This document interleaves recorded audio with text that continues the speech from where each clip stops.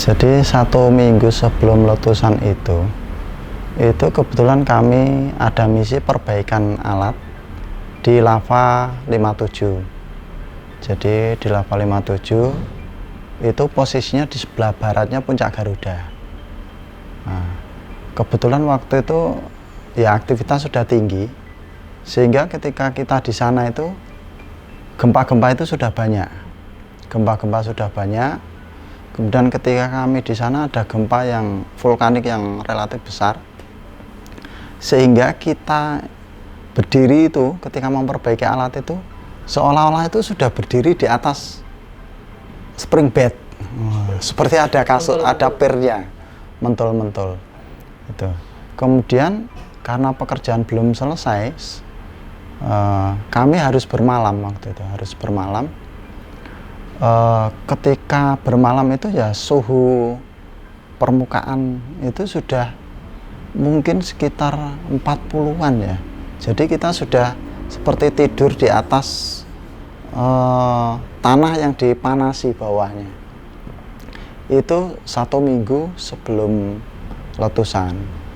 Kemudian karena aktivitas meningkat terus, alat sudah diperbaiki, kami turun. Tapi di tim lain karena ini sudah aktivitas tinggi, tim itu dibagi-bagi. Jadi ada yang visual, ada yang pengamatan deformasi, kemudian ada yang saya sebagai teknisi, yang pokok adalah memperbaiki alat deformasi, pemantau deformasi. Jadi di situ ada altimeter, ada suhu yang di lava 57.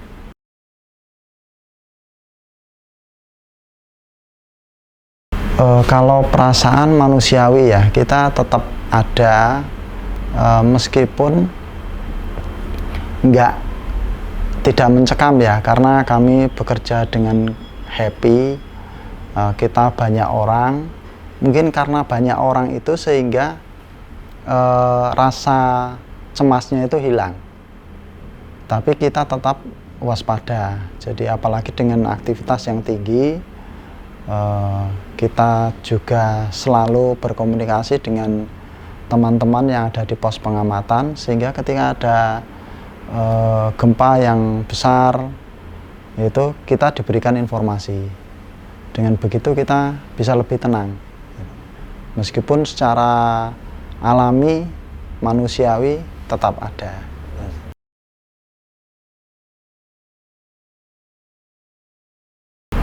Sebenarnya kami waktu itu tidak membayangkan ya letusannya begitu besar. Hanya memang kami sudah mengamati beberapa bulan sebelumnya itu banyak gempa-gempa yang terasa di pos Babadan. Dengan gempa yang terasa di pos Babadan berarti energi itu kan sangat besar dan merembet ke atas. Itu yang kami rasakan. Sehingga ketika bekerja di atas ya kami tetap waspada juga, waspada kalau ada gempa yang intensitasnya tinggi ya kami tetap harus melakukan evakuasi diri gitu.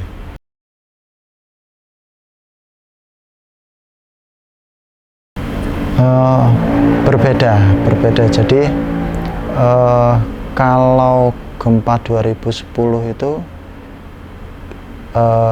dari data geokimia memang CO2-nya tinggi.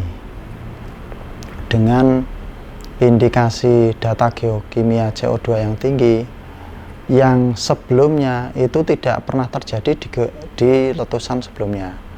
Itu berarti letusan ini energinya sangat besar. Kalau yang sebelumnya hanya kolap, hanya runtuhan saja, jadi karena keseimbangan kubah lava yang